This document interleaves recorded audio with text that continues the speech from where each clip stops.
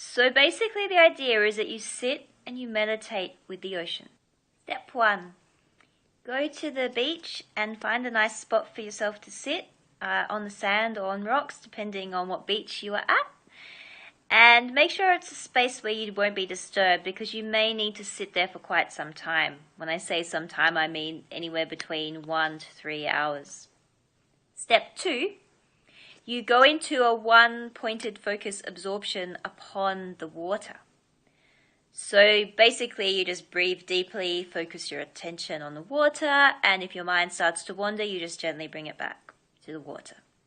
So you keep doing that until you reach a point of oversaturation with water. You should get to the point where you completely do not feel like a rational being anymore and that you are completely overwhelmed by this element. Basically to the point where you feel like you're about to disappear into the element completely. Okay, so step 3 is that once you're about to disappear and you feel that, you don't. You make a conscious choice to not disappear, but instead to refocus your direction upon your heart awareness. So basically, when you refocus your attention upon your heart awareness, you are also placing a bit of your attention still upon the water. So it's about maybe 70% on your heart, but you're still giving about 30% of your attention to the water.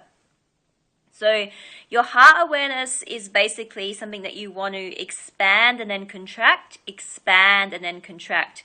Because the idea is that you're going to be both, the one and the many. So you focus on that heart and you expand with the in-breath to the reaches of all the multiverse, and then on the out-breath you contract back to one singular point within the heart.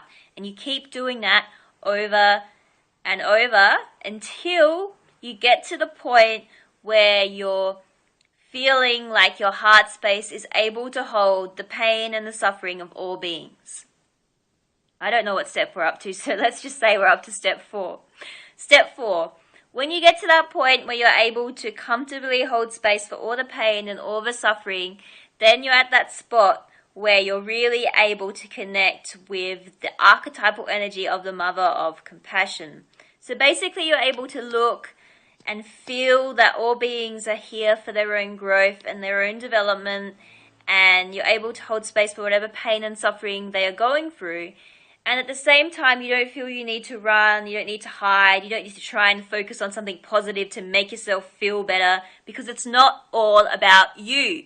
It's about you just holding space for the pain and the suffering of all of creation. And it's really amazing. It is a bit of a trip, I do have to admit. I mean, I personally love the feeling because you feel really powerful, and it can get a bit egoic. Like you can some beings, as you know, have tried to, identify as being that, and they become like kind of saint figures that everyone worships and sees them as some mothering kind of, amazing figure.